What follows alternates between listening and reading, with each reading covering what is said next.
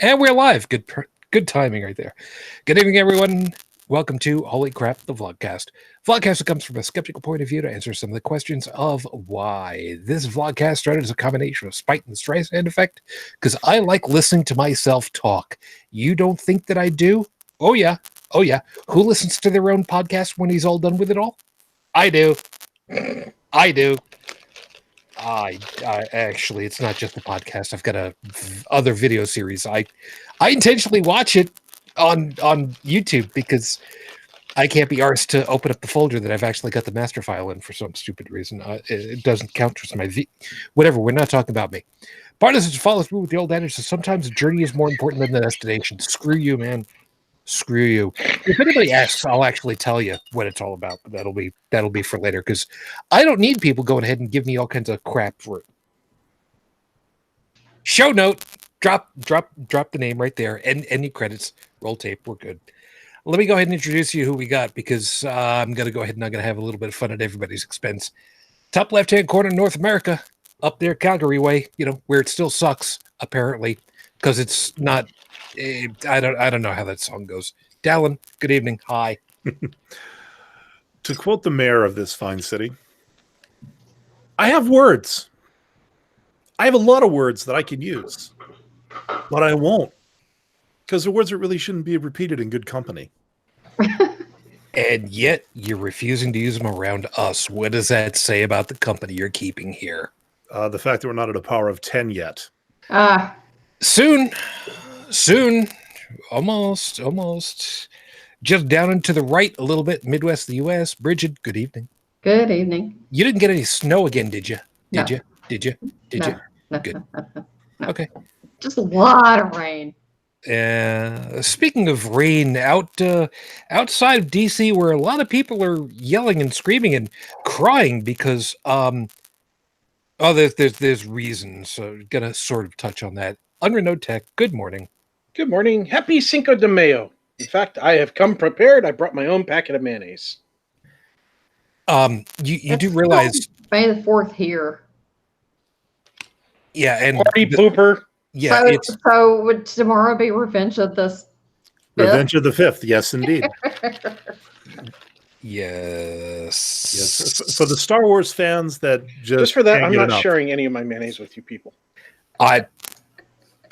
My taste buds are thankful. Thank you. Moving right along, bobbing. Yeah, we're not European. We don't care. Also not in a close relationship with him, so I'm not in the middle of all this.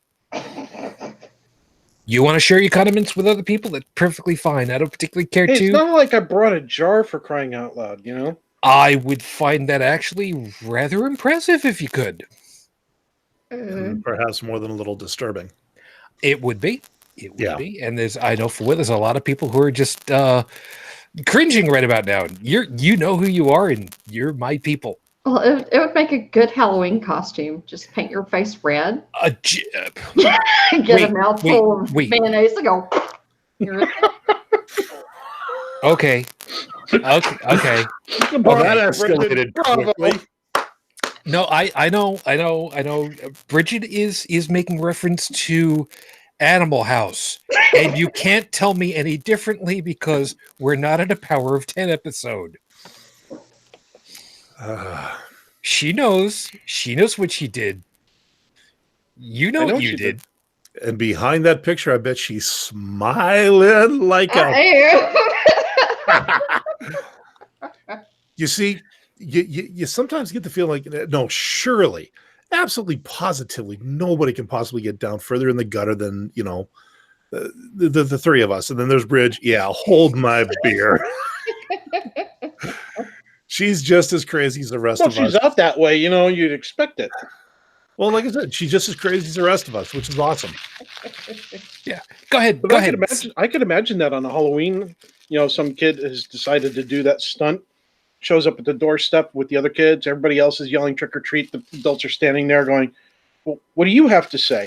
And you go, pow! Yeah. Trick or treat! Yeah, but the trouble is somebody would find that offensive, and then that would get onto BuzzFeed, and then everybody would be screaming about it, and then Halloween would be canceled because reasons. And of course, then you'd have that one person with the really filthy mind whose first thought would not be of a zit. That only works if you paint their face purple. Tech, you beat me to it. I was like, should I say it? Should I say it? And now you went and said it. Thanks, because I have no filter, man. I don't have a firewall between my brain and my mouth. Haven't you do. This? Just don't look up. You spell it like Geoduck, but it's pronounced Gooey Duck. Don't look that up. Sure. Yeah, we'll go with that. Yeah, and Tech, you do have a firewall. The problem is it's on Token Ring, and who in the hell uses that anymore? Plus, it's not terminated. Let's just leave this. It's an actual problem with Token Ring systems, folks. Yeah, I was going to say, let's keep your SCSI ports out of this, okay, pal? You're welcome. So, hi, everybody. Welcome to the show.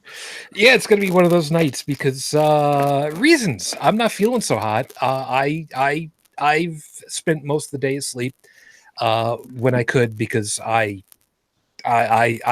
must have had something that didn't agree with me, so I've not been real great all day. So, whatever. I did have some coffee to kind of help me get through the rest of the show. And for those that are wondering, yes, I do have the famous orange drink in the lunar cup, the one that says the fun has been doubled. So yeah, it's because I needed something to keep my liquids up. I suppose it's probably a good idea. I'm an asshole. I have Dunkin' Donuts coffee in a Sheets mug. That's it's tasty. I'll just say that's just evolving up, but that's just me. Of course, then again, I'm a Timmy's kind of guy, so it's whatever. I'm close to the border. I'm not from New York City anymore, so it's my thing.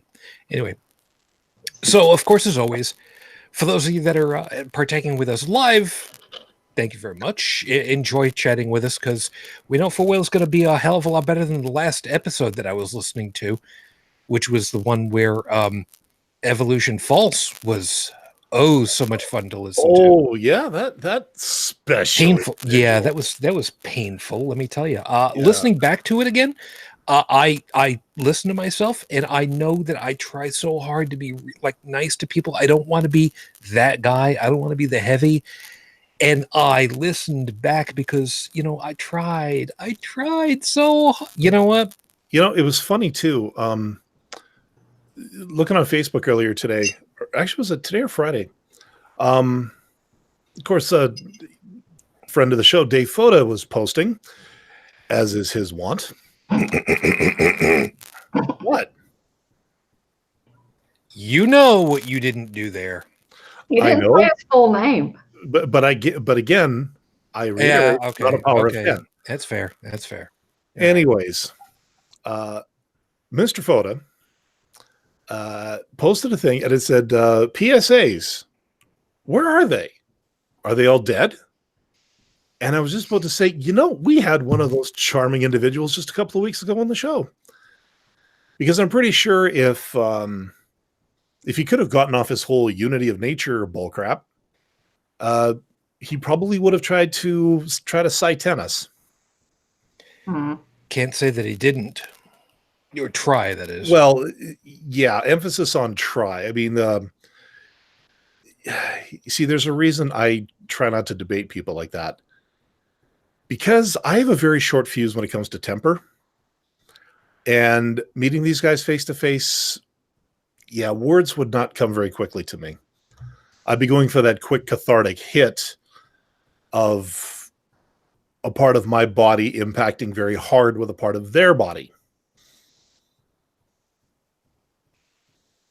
Yeah, I know where you're going, I know where my brain was trying to take me, and no brain, not allowed. Nope. Yeah, no, folks. There's not enough tequila in Mexico for me to do something like that. Yeah. To paraphrase from Joking Luna Tumblr, which, by the way, we'll talk about Tumblr in a minute. Sister, what's red and bad for your teeth? A brick. You know, I'm gonna have to remember that one. she's not wrong. No, she's not. A brick is very unhealthy for your teeth. Yeah. So is paint. Well, if you're going, well, that depends. If it's still inside the can, yes. Especially if it's lead. Yeah, they don't use. I don't think they do that anymore. No. Can if you add it. Yep. Or if it's from a certain country. Yeah, there's that. That's really horrible to think about. Ugh. But it's true. Well, one would think that we would have evolved past the need for, having to explain to people why lead paint is a bad idea. Shujin. I know. We live in a world. No. Okay, I'm going to get into this one. We live in a world where vaccines allegedly cause autism, where science is suddenly disbelieved because it keeps changing as we uncover new evidence.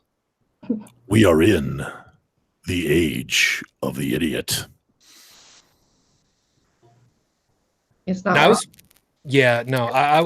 giving enough room afterwards to make sure that you had a clean part, because knowing you're probably going to go, oh yeah, I need to have a little bit of fun with this. You're probably going to go ahead and just go, yeah, let me tinker with that. Just let me sweeten that one up just a little bit.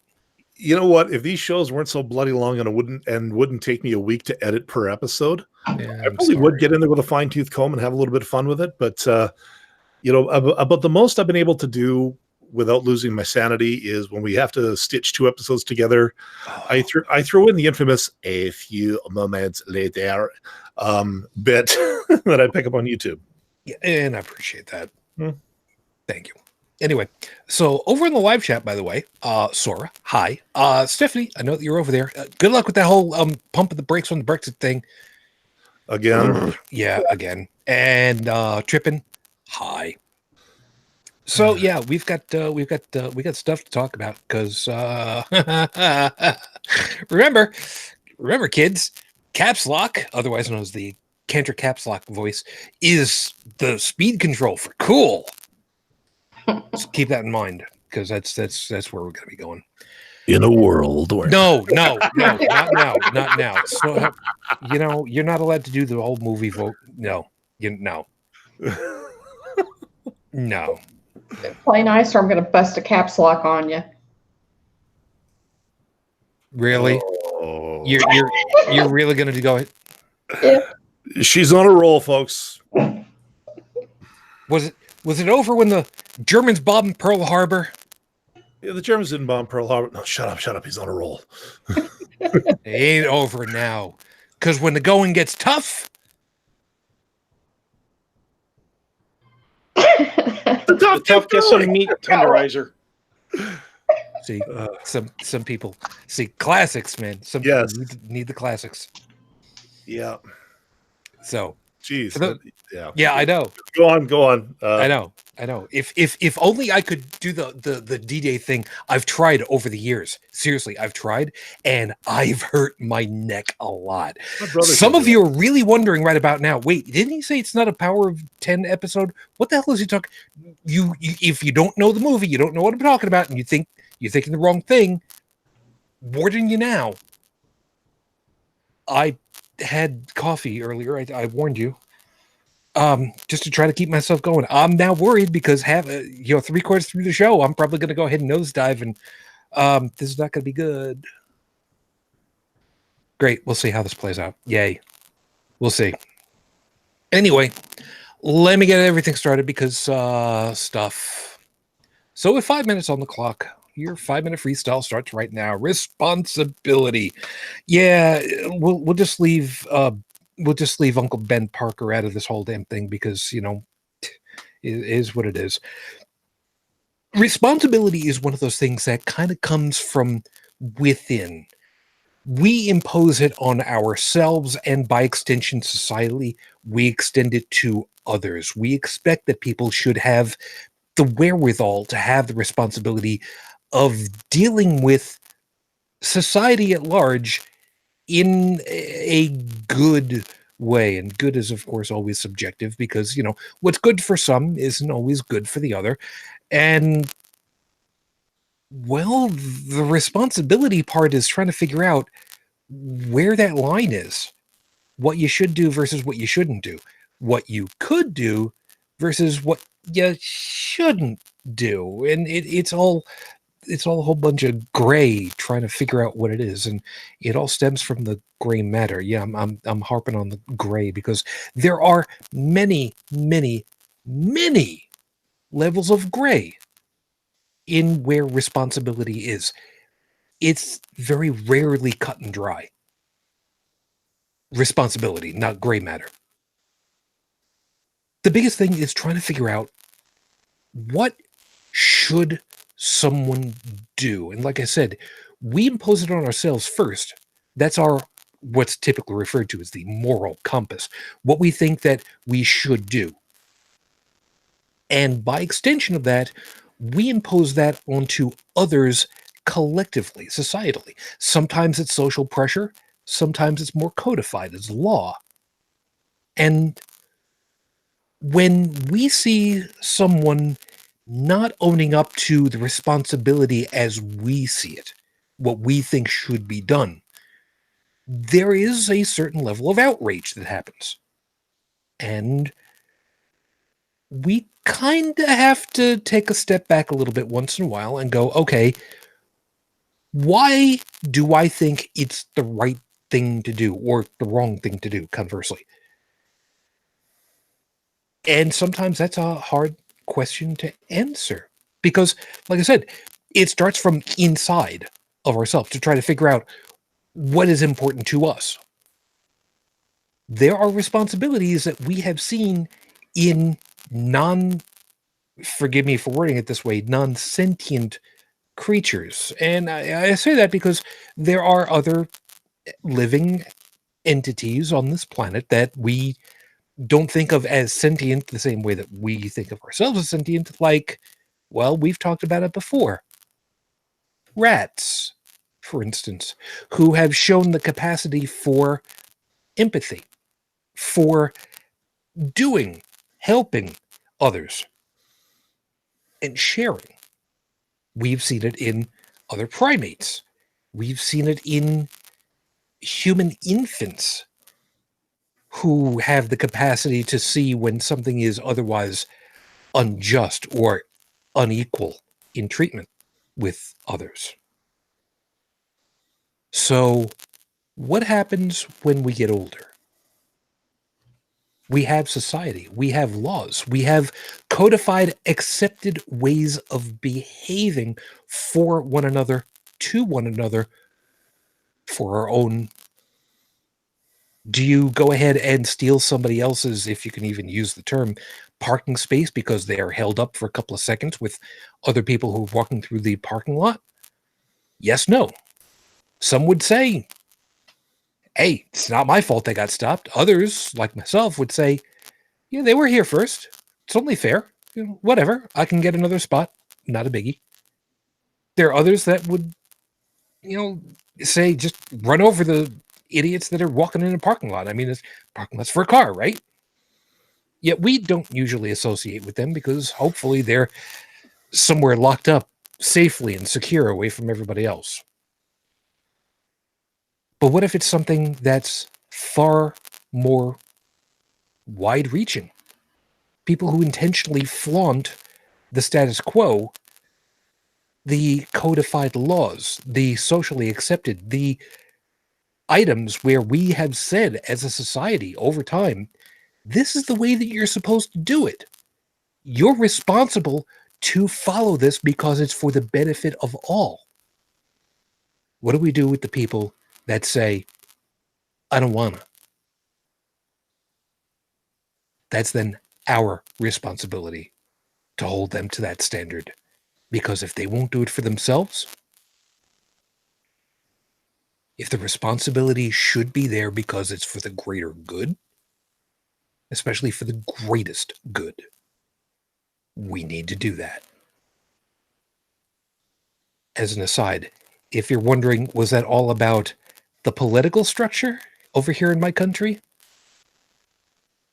don't forget, there are 5-month-old infants that have to deal with whooping cough and measles.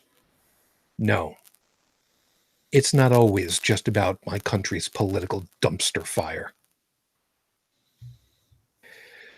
Docket 259, Your Honor, Capslock is shortcut for winning. Yeah.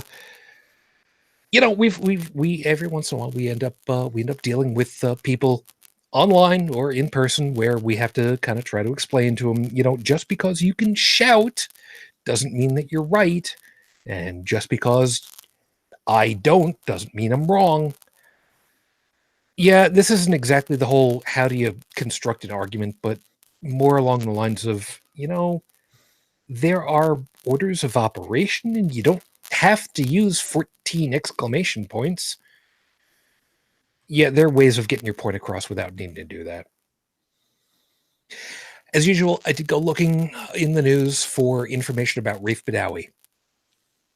There's nothing directly related to him currently that I've been able to find. I did go through some different channels to try to see if there was anything new.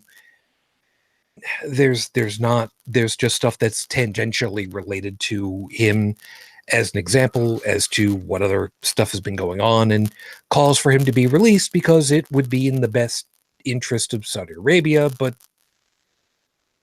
unfortunately, at this time, we have no new information directly. So as of the recording of tonight's show, it has now been 6 years, 10 months, 19 days since Rafe was unjustly incarcerated for thought crimes. Our hopes, our thoughts are still with you and your family. We're still waiting. So, you know, once upon a time, there was a meme that went around that, you know, caps lock is the cruise control for cool. I don't remember if that was a 4chan thing or if that was a BBS thing or whatever the hell started it. But, you know, nothing turns my stomach more when I'm trying to talk with somebody. And yes, I will use leet speak of talking with somebody because, you know, typing away and making posts back and forth online, you know, Facebook or Twitter, whatever the hell it might be. Usually Facebook, because I love doing that. I really do. I really get sick and tired of the people that say, I'm just going to go ahead and hit caps lock and I will just scream across the internet at people to get my point across, to show that I'm vociferous. There's a word for you for today, folks. Vociferous. I don't even remember if I've got it right. I don't care. It sounds right. Feels right. But I don't, you know, I don't know sometimes what to do when it gets to that point, because you guys know how I am. I try really hard not to piss off people. Inevitably, I end up doing, because there's some people that, well, don't want to listen to reason. Imagine that. And yeah, I am a little bit full of myself sometimes. Sorry, Italian. It's kind of par for the course. Actually, I'm going to disagree with you on the Italian part. Oh no, I am Italian. No. That I know, but that I've got the back hair on my shoulders to prove it. Ugh. You're welcome. I don't need to be drinking any more coffee. I have a webcam. I have a YouTube channel. I have nothing better to do with my day. These are the ingredients for the cocktail of self-importance these days. I'm feeling very called out right about now. Just a moment. You know that. Just a moment. Right. Now, what I'm saying is that now there are people who make a living off of YouTube. There are there are video game let's players. There are video game reviewers. There are vloggers. There are live streamers. There are people who do science experiments to show off really cool things, which are really cool, I might add. There are people who debunk certain things. There are other people who LARP as movie critics because you take one look at them and like, yeah, these guys will never get a job. There are a few people. They have an opinion. Yes. And unfortunately, and I have an asshole. Yeah. So yeah, you've got something in common with them. Yeah, exactly. Yeah. But this is what it is. My beard's better though. Yeah, I get suddenly I get the feeling you and I know exactly who we're talking about. We just won't name them. I'm right here. No, not I'm you. Right here. I have seen a few. Why does everything have to be about you, Shujin? It's not. You know what? It's not. You know what? Fine. It's not about me tonight. You're right. It's not. Really, we actually are not referencing you, Shujin. No, because okay, look, we get on this show and we just bullshit. Yeah, we have a few things to say. Some of us come from backgrounds where we have experience in certain areas. Our erstwhile absent companion Joey, who's still working on his stuff. He is, yeah. I saw his post earlier, but I mean, he's got the military background. He's got a lot of knowledge about things like the Second Amendment and things like gun culture and gun safety and all of that. So when we tackle that issue, it's great to bring him in. Whenever we talk medical, we've got Brigid. She comes from a medical background. You and I, Shujin, we're systems people. Tech, I guess the three of us are we're tech heads. I'm the Swiss Army knife of the group in terms of systems. Yeah. Yeah. And of course, Shujin, you and I, one of the things we both bring to this show is mileage, wisdom from living. That's what I'm saying. Our odometers are a little bit higher than some because we remember what this planet was like before the internet took over. So I remember some of it before the internet took over, and I also remember the beginnings of the internet. Yes, But I remember my first bulletin board system. I remember the first time I was able to get my buddy to instruct him to actually make it so that he could answer my computer's call with his computer, so that we could both play video games together. Which was unheard of. Yeah. Oh, I know. But that's what I'm saying is like, okay, and yes, there is a bias because this is our show, but there are a lot of people out there that really, you wonder how the hell they're making any money at all, because all they seem to do is either bitch about themselves or bitch about somebody else on the internet. And it's like a gigantic playground where everybody is just verbally sniping at each other. There's takedown videos, there's response videos, there's responses to the response videos, and then remember, it's not, for people who have made their channel profitable through advertisements and such. It's not about whether or not the viewership actually agrees with them or likes them. They just have to watch the channel. And in many cases, they don't have to watch the whole video. Oh, no. They just have to see the start of it. No, I get that. But the other thing I was going to bring up was something that I ran across. And it was really too bad because I watched a guy. There was a guy, he was a bit of a comedian online. He used to do some really good videos that were very well edited. And he got into live streaming. Basically, it was stuff like this, but much less tame. And it became what is known as internet Bloodsports. You guys heard of this stuff? Wow. But I can imagine. I feel from the name alone, I can imagine.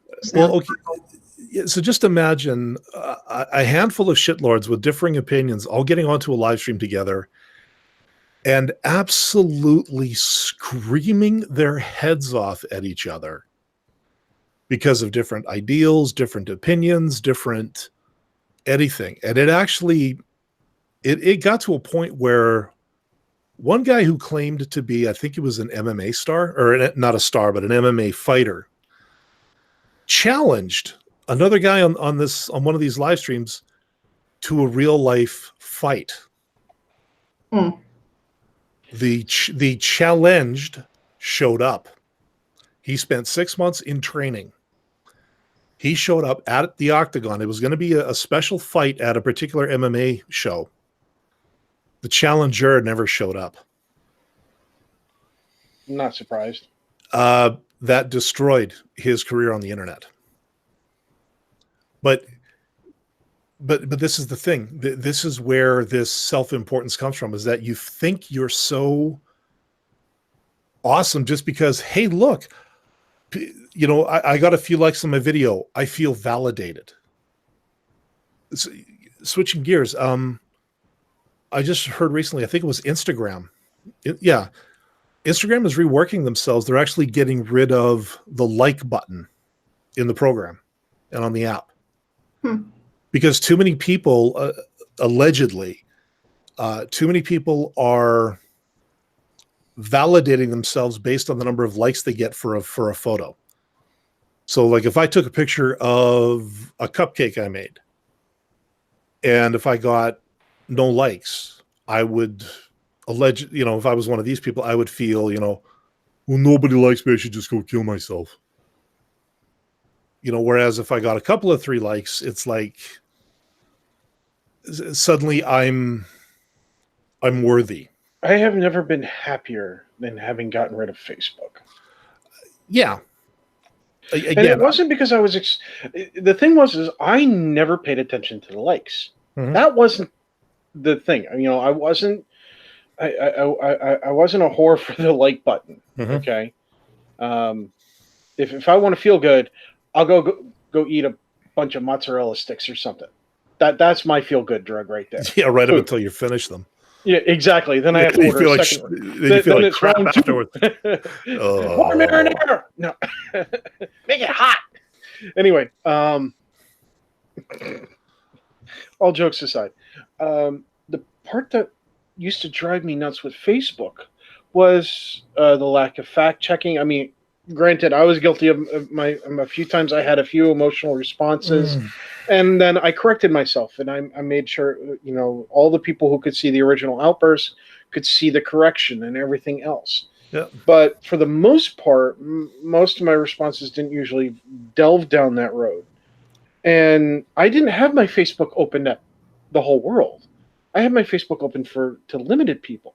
Mm-hmm. And these are people who are actually either in my life through like the show or games or work or family or whatever. Mm-hmm. And I'm going, wait a minute, you don't sound like this when I talk to you in person. Why the hell do you sound like this on Facebook? You don't go and make these bold generalized statements in person, but you make them on Facebook. It's like as soon as you get something where it's kind of a degree of separation between you and the person you're talking to, you become a completely different idiot. And it's, granted, again, guilty as charged. I've done it a few times. I've had my learning years also in terms of like video games and trash talking and shit. And, I had to break my son of the habit of it pretty early on. But, people have this idea that it's something psychological where I can do this without a repercussion. I'm going to go do it. What they don't realize is that there are repercussions. They're just not acknowledging it. This sounds okay. We've heard this argument before from religious people. Were it not for God, they'd all be out raping and pillaging. This feels like a microcosm of that. I have this security of somewhat anonymity on the internet. Therefore, I don't have something watching over me ready to do this, so I can go and do what I want. It's like we almost need an internet Jesus for these people.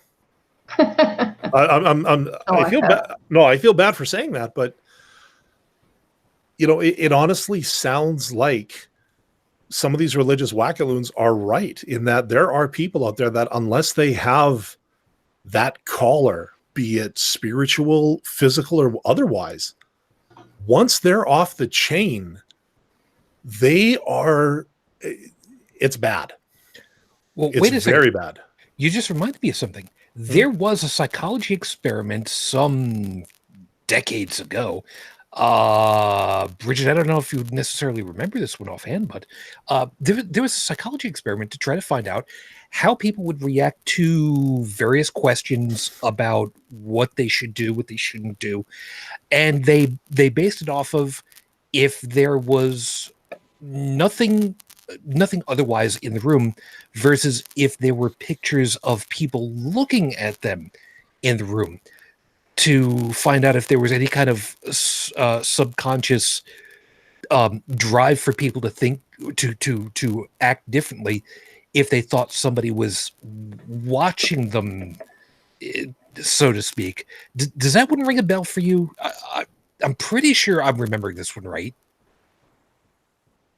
I don't remember it, but I would think that having pictures of faces looking at you probably would influence your behavior. So to that end, feel really awkward, but yeah. Yeah, and that's why I'm just suddenly that one just kind of pinged in my head, and I'm wondering that whole, if I didn't have God watching over my shoulder, I'd be out there raping and pillaging it. I'm kind of wondering if that's kind of part and parcel of that. Well, people think that that's what it should be because they've always got somebody Big Brother's always watching over your shoulder. But that thought used to creep me out though, because you were normal. Well, I mean, like when I was in church and all that when I was younger, I would get really creeped out about the thought of, oh my God, Jesus is watching me pee. Yeah, he what is it? No, hold on. There's a saying that Ra uses. He sees you when you're sleeping. He knows when you're awake. He knows if you've been bad or good, and when you masterbate. Yeah, like he's said that one a few times in his speeches. Ringing the devil's doorknob right there. But there's look at That's that when movie. you go in the back door. Yeah, well, look at that movie, The Purge. Mm-hmm. That there is an experiment. Like, okay, so for 24 hours, there are no laws. It's a chance for people to just, blow off steam from all the repression and oppression they feel and, maybe get back at somebody. Now, it's a free for all. Yeah. So, but think about it. In modern society, if they were to have a day like that where they said, you know what, we're staying, now you see, I think this, and I remember watching on the news, I was a kid when this happened.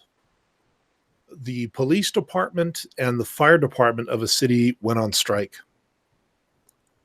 for, I think it was a couple of days. That city tore itself apart. So I have to wonder, we talk about, be good or else this will happen. And that sense of self-entitlement, the only reason I'm being good now is because there's a chance I'll go to jail or a chance I'll get fined. But lift that off of them, and suddenly nobody can tell them what to do anymore. And I think that's where a lot of this comes from with the internet, is that they have that sense of freedom that they can go in, do and say whatever they want. They can be as much of an absolute grease stain on humanity as they want without fear of any real consequence. That's point, at first, but now there are consequences. But so at one point, I was talking with a family member, extended family member, about one of my dogs and her obediency, how well she listens to what's being said and acts upon what's being asked of her. And the relative said, yeah, but one day when you've got that leash off, that dog's going to remind you just how much of an animal it really is. And at the same time, human beings are animals. What is our leash? What do we have as a proverbial leash? We have our societies that we build. We have the laws and rules that we maintain and update and change or obliterate as necessary. Sometimes not fast enough. Sometimes too fast. Well, what happens when you stop using those? It's like taking the leash off. You may have trained your dog or your cat or your alligator or your pet pig or whatever it is that you have to stay put, to heal, to behave themselves. But when that animal instinct kicks in and that squirrel goes flying by or that mouse or whatever it is that triggers them, and you don't have that leash, they're gone. Critical thought is supposed to be our leash too. Yep. True enough. And by the way, so that everybody But understands. It seems that much of humanity is not using it. Good morning. Sorry I'm late. No worries. Wait, you're pregnant? No. Oh, you're late to the show. Sorry about that. Yes, I wish I was late. pregnant. As in the late Pickles Dent and ice Arthur cream. Dent. You're welcome. Well, as loath as I am to quote Penn Jillette, because I just don't care for him as a person because he's been nasty to me. I've already raped and killed everybody that I wanted to, and that's been exactly 0 people. Yeah.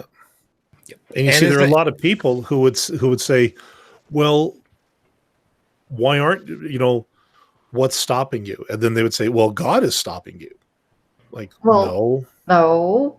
And if the only reason people are not raping and killing and pillaging is because they think that God is going to punish them, that they're not very good people.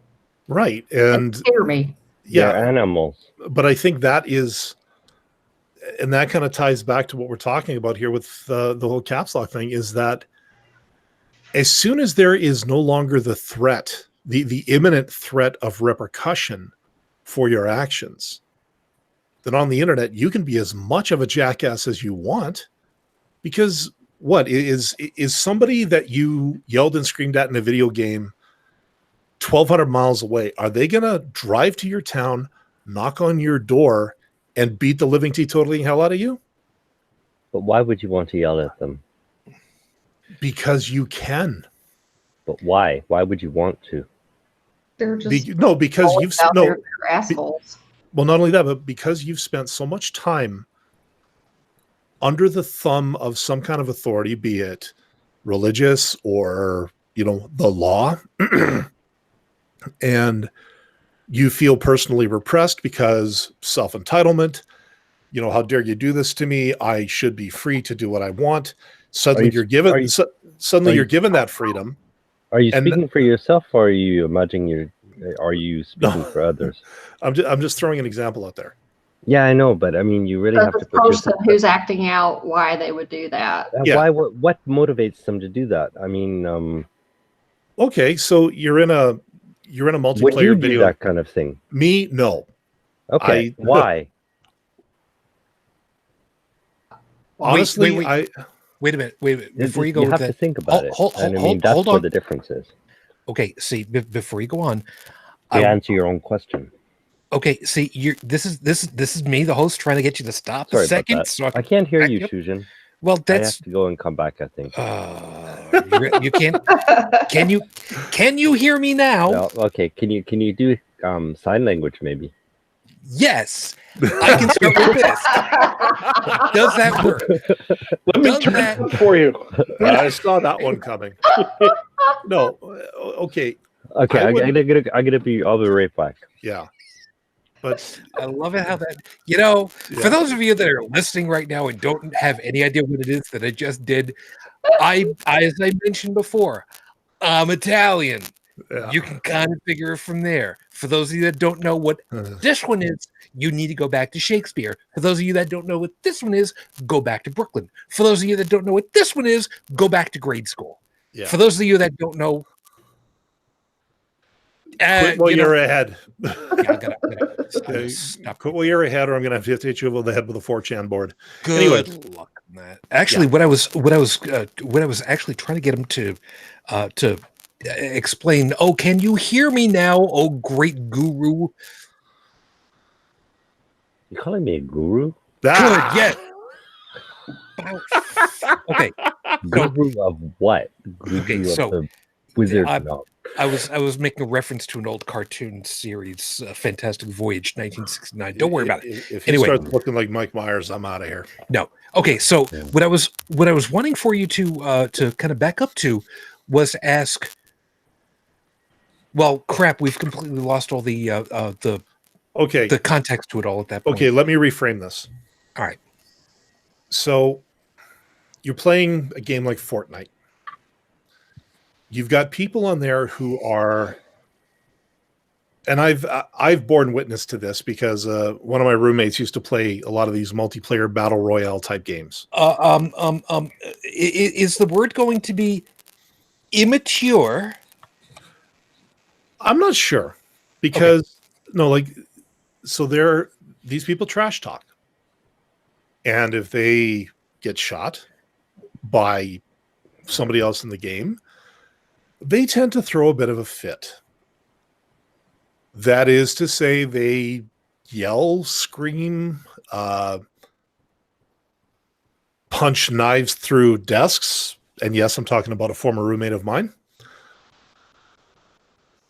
There are people that do this. And then there are other people that see that, and then they start, goading them, egging them on. Because what are you going to do? Are you going to come to my house and beat me up? Now, Joseph was asking, like, why do I do that? The answer is no. Why? Because perspective. To me, it's a game. Or it's a reply to a post I make on Facebook or some other forum.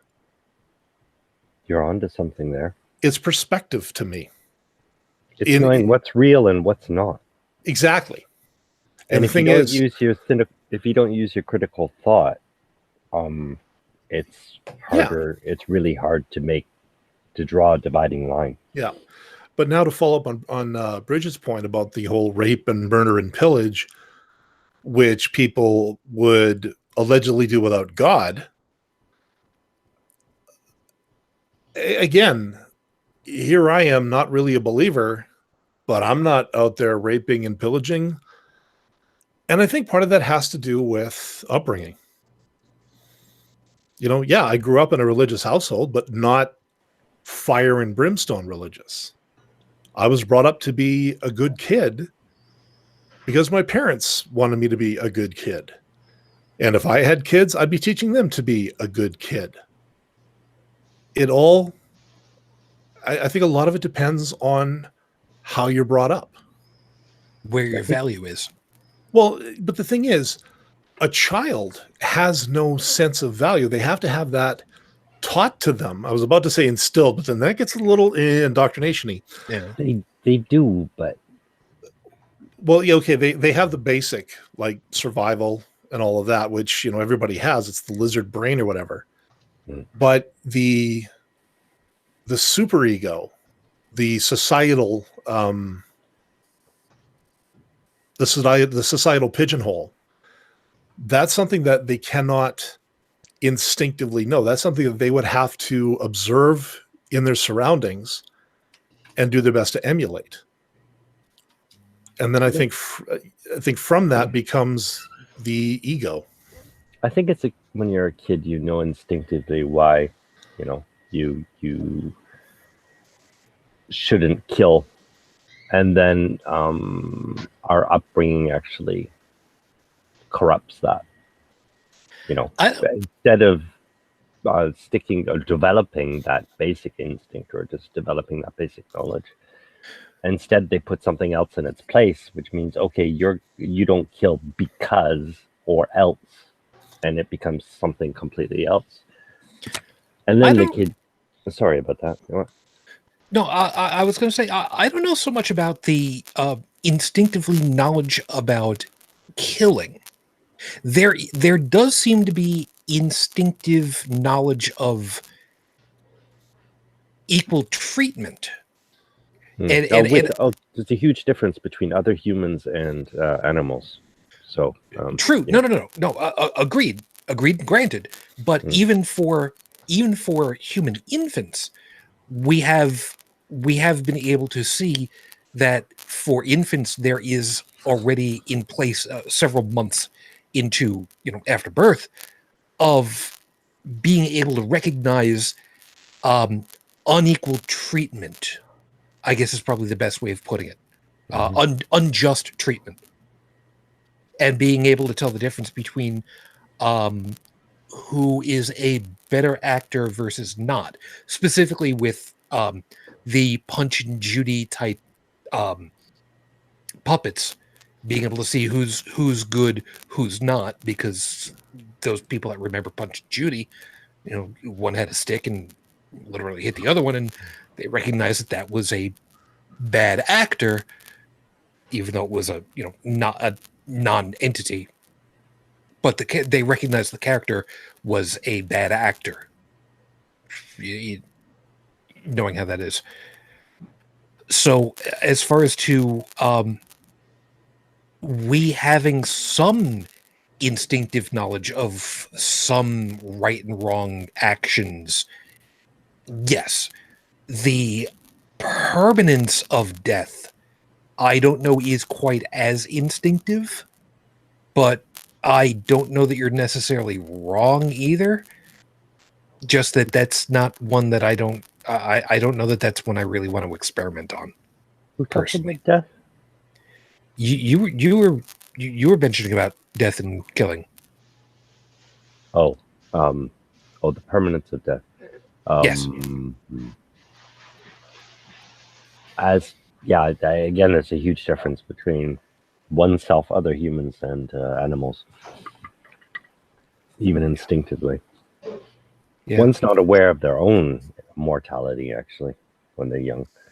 But you'll find that kids, even without any education or instigation, they will share with others. Fair enough. By the way, Stephanie is pointing out for you, if you think not killing is instinctive, if you think not killing is instinctive, Other you've humans was my meaning. You've had too little experience with children. So like I said, the object is object permanence the right catch? That's why I clarified either. That's why I clarified after. There's a huge difference between humans and animals. No, I got you. It's just trying to organize timing on all this is a little weird on me. For some strange reason, kids see other humans as real, quote unquote real, but they don't see animals as things different. Things they recognize as something similar to themselves, they see as real, and everything else is just a concept until a certain age, until the critical thoughts kicks in. Yeah. If it ever does. Yeah, the sentience part. And that's, I'm with you. Yeah. And I think a lot of it too is that having the sense of anonymity that the internet provides for a lot of people, I think helps to suspend a lot of that critical thought, where they can just go out and say whatever they want and without thinking. And then when someone challenges them on it, it's a personal affront. It's suddenly a threat to their existence. Yes, thank you. Yeah, they perceive it as a threat, and you'll see that pattern everywhere. Yeah. Even in believers who are being challenged, who are having their beliefs challenged, and things. It's their survival method. Yeah, and the really bad thing is now with the internet and the fact that you can post, turnips are the spawn of Satan. Well, you're not wrong. You're not wrong. I'm going after I'm going. I happen to like turnips.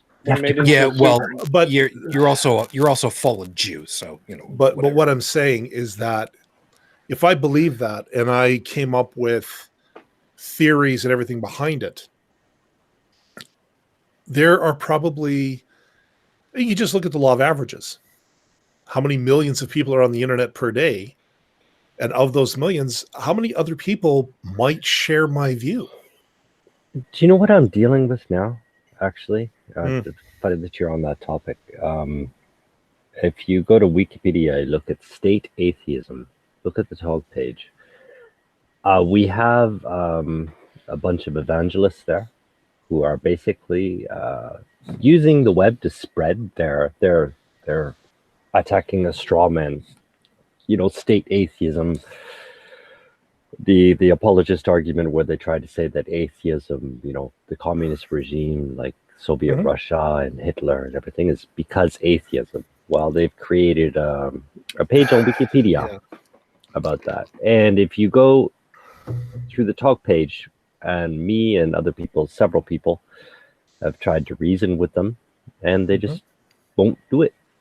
It's just not possible. It's not there. They have to parrot this message that they were given.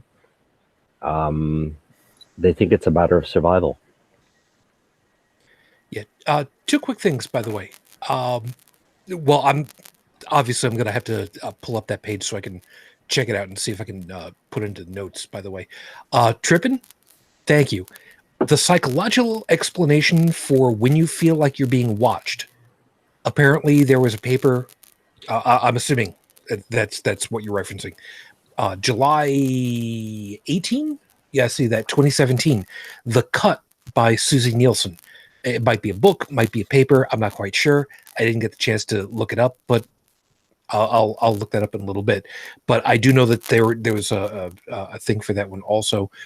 And as far as to the sympathy and empathy in other animal species for the life permanence or lack of, had Trippin had also said, many animals mourn their dead. How long did the whale push around its dead calf? I think it was approaching 2 weeks. Yeah. And yeah, you know, and to kind of steer this a little bit closer onto where I'm trying to get to, we know that the sympathy is out there, that, you know, the understanding that there are other life forms out there, that we're not doing the whole Matrix thing. And, you know, we share reality with every other living creature, but we seem to be one of the few that actually goes out there. All right. Other than cats, because cats are assholes, who go out there and will intentionally pick a fight with each other for no other reason other than pride. Imagine threat. That's why we do it. Or imagine there's always a reason. It's sometimes it's imagined. Somebody who thinks they're not that they're subhuman or something like that. They need to prove themselves, but what they need to prove themselves to is another question, which means they have to prove themselves to somebody to say, I am not a minor or whatever. But Well, where do they get that? What are they comparing to? And that's what they get from greater society. But why do they depend on that? To compare it to is because they survive by imitation. It always goes down to this. Well, basic Shujin, thing. let me throw this one at you. It's an example you may find relevant, given your musical tastes. All right. There's a song by Phil Collins called "Both Sides of the Story."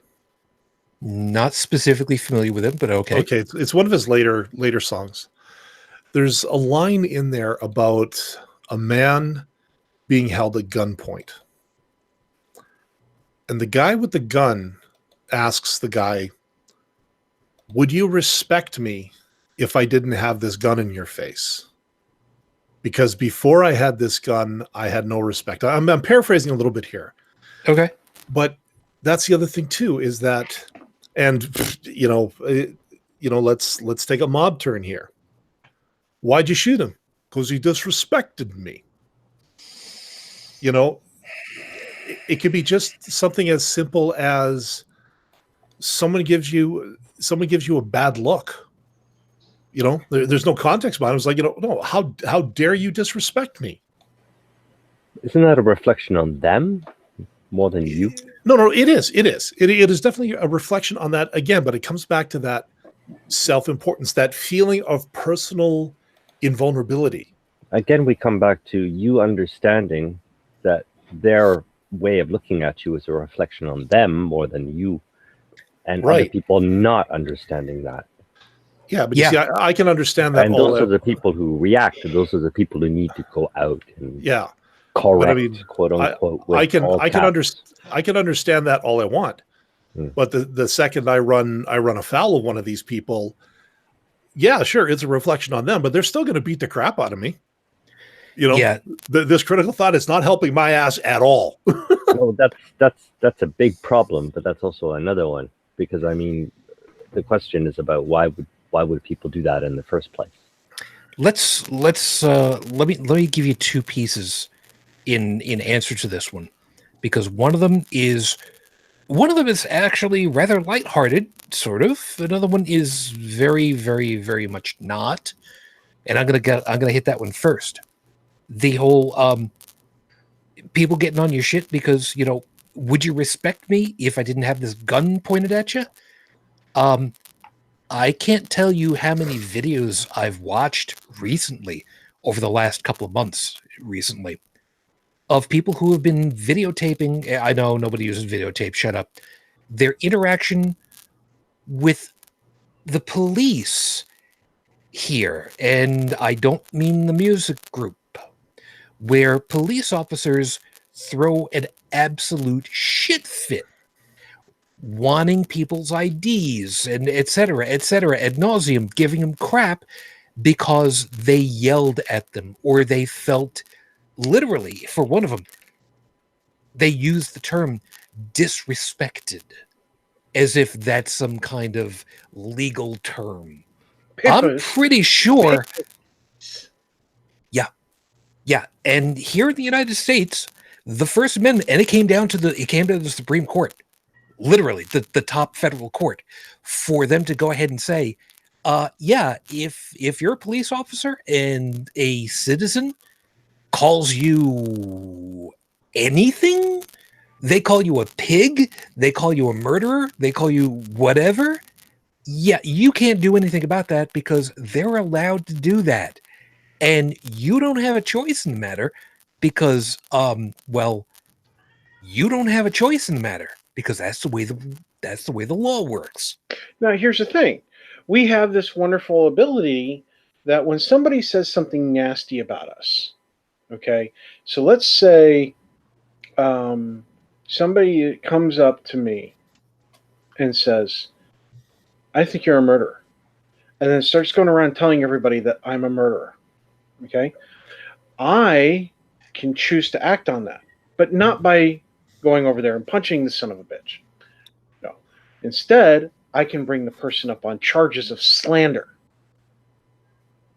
You But could. I have to demonstrate that they've hurt me some way, shape, or form with what they've said. Now, if they've said it to a bunch of random people, those people I have no interactions with, nothing's come of it, slander charge is going to go out the window. However, if they said to a bunch of people that I work with on base, people who can make decisions that could make or break my career or could get me fired, and something like that does happen, then I can bring them up on charges of slander. If somebody walks up to a police officer and says, hey, you're a murderer, walks away, and that's it, right? Okay, they've stated an opinion. It may not be correct. They may not like it, but they haven't killed their career. They haven't gotten their boss to fire them, and that's that. If, on the other hand, they say and point at the police officer, go, that police officer's a murderer, and a mob attacks the police officer because of what they said, there you go. You've got several items over there. That's a lot more than slander at that point. Yeah, but you see, no, like if the mob attacks, then it's assault, and then the police are free to exercise their authority. That's assault. That's inciting a riot. Yeah, at that point, is a the whole bunch of taser's different not things. the gun of choice that they're going to be picking out. Sadly, No, not sadly. Okay, if they're inciting a riot, No. I'm sorry, it's fair game. No. You're right. I'm saying sadly because that should not happen. No, I mean, riot should not happen. You're right. Because the people who are hearing this other person accusing this police officer of murder, rather than getting the emotional response that's creating the riot, should instead be going, okay, well, you say this police officer's a murderer. Where's your evidence? Yeah. My point is vigilantism is a bad thing. Now, going on with that, as an aside, by the way, Trippin had said, what happened to the training of the police force? I'll get to that. I'll get to that in a little bit because there's a thing with that. Really think we should have military do the training. No, and I'll, again later. I'll explain why later. The other part of it that I was thinking of, Dalan, when you were asking me this, was the Incredibles syndrome. Okay. See, you didn't give me respect before, but now that I'm a threat, now you respect me. Yes. And see, that's a misconception. Because it's not respect. It's fear. It's fear. Fear. It's protection. It's survival. It's Brigid. Perfect. What will people do if they are in a situation that they cannot extract themselves of and they have fear for their life, as in a simulated drowning? They will fight back. And if they can't fight back because they are strapped down to a board at 17 different points across their body, what will they say to stop drowning? Anything. Anything at all. If you start waterboarding me, I will tell you anything that you want to hear. Yeah. And you know, it's oh shit, lost my train of thought there. Derailed. Yeah, no, completely. It's how we work around here. Yeah, I completely amtracked. But you know, at the end of the day, we have all these. No, Bridge, I don't know if you ever heard where that came from. When I started using it, I was watching a lot of news reports, and just about every day I was hearing about an Amtrak train derailing. Yeah. I figured as much. Kind of like where we got the saying going postal. Do they still run on diesel? I think so. Most of them do still, yeah. Yeah, I know. You know, it's America. What do we care? Yeah. Yeah, fuck you. You know what going postal means, right? I was singing a song. What's that? Sorry, Bridge? I was asking Joseph if he understands what going postal means. Oh, yeah. Yeah. I haven't visited a post office in a while. Well, I mean, that whole thing started, because of all the mass shootings at post offices. Yeah. Yeah, you know, right there, people should have taken notice about the whole minimum wage thing at that point. I think somebody was trying to tell people something, Maybe. But the thing that we're dealing with, though, to again pulling back, is the feeling of a threat. And I think this is one of the things that we've kind of pulling together various different previous episodes, that there are so many people who feel like the threat of impacting their pride, impacts their feeling of self-worth, their illusion of their self, their concept of self. Yeah. So as soon as somebody has oh God, I can't believe I'm going to say this. Wow. Okay. Fair warning. I'm probably going to piss off some people by saying it this way, but I can't think of any other way of getting it out there clearly enough. When people suddenly have a feeling of having been cuckolded in their personhood, in their stature, their self-stature, I should say. Whether it's real or imagined, and let's face it, a feeling is always imagined. Yes, I know feelings are real, but they're why they happen can be completely nebulous and stupid. Because let's face it, if somebody says, get good, scrub, that's not the same as if you follow that down far enough, it's actually self-doubt. Because if you knew if you quote unquote knew yourself, or you trusted your own faculties to come out ahead in any given situation, then you wouldn't have any reflection of your own. Basically, you're asking other people to quote unquote believe in you, to see something that's not there when you're telling them to respect you. Isn't that kind of weird though? The idea of you need to respect me. That's not respect at all, is it? No. That is an entitlement of superiority, a feeling of entitlement of superiority. Which is And- an illusion in itself. Well, It is. yeah, And it's Quite bullshit. often. yeah, The first and- person you should doubt is somebody who comes at you with tones of authority. yeah, and there are a lot of They've people got a say, you game know, down. yeah, and this is where a lot of, you know, I tread on a minefield here.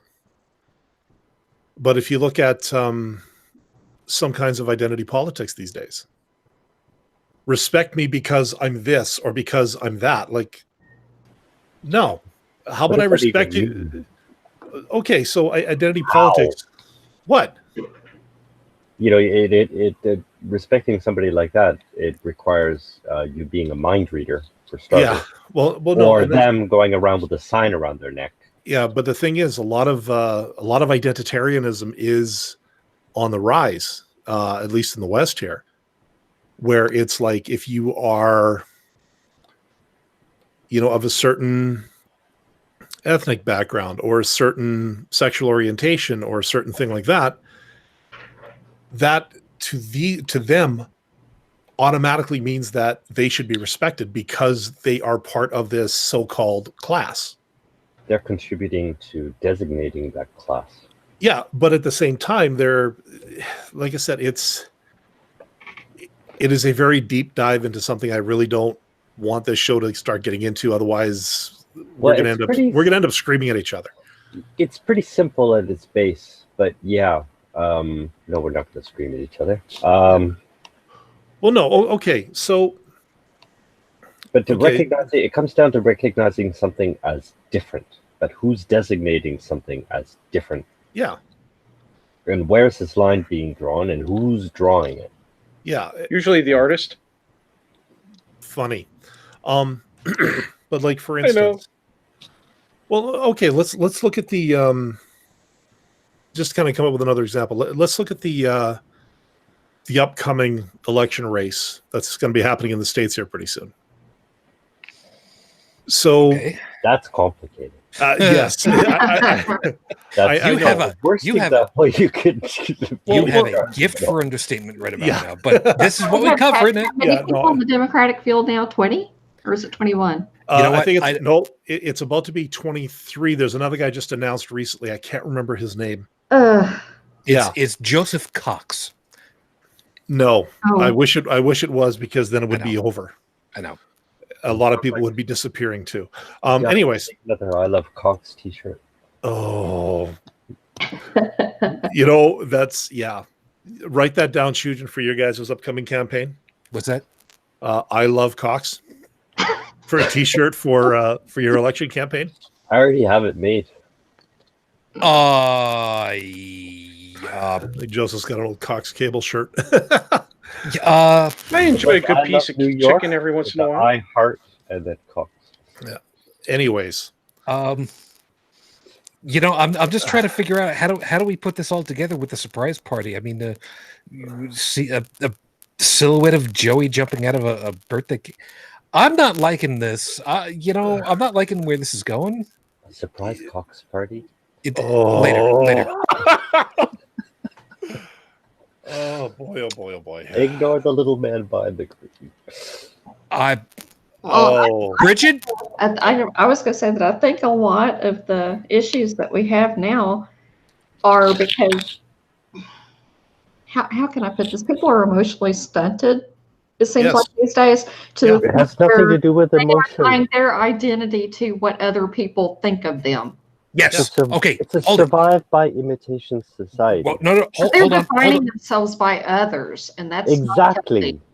That's it. And that's what we do as Yeah. children until a certain age, where we're expected to switch over to critical thought or self-sustenance, Yeah. or as Shujin was saying earlier, self-responsibility. Okay. Well, and Pause women have always been property. Sorry, Shujin. As far as women have always been defined as someone's mother, or someone's daughter, someone's wife, not a person in their own right. Okay. Well, that's because of society as well. Well, yeah. It's the model they set. It's a statu quo, and it has no reason to be actually. I blame Trump. Thousands of years. But it's a funny about the survive by imitation society. It perpetuates itself, and it automatically excludes anybody who's not following that model. Okay. Sorry, Shujin. Go ahead. Thank you. Okay. So the important piece that I got you from over there was how you were saying that we go from infants and the instinctive models that we've got to work with, moving on and getting older and learning to get to whatever that point was where we should be, very large letters here. Yes, I'm using caps lock for this one, and quotation marks and italics and bold and underlined. And I was going to say strike through, but supposed to switch over to critical thinking. That's the big important word. Supposed to. Before we get there, I just want to make a slight clarification.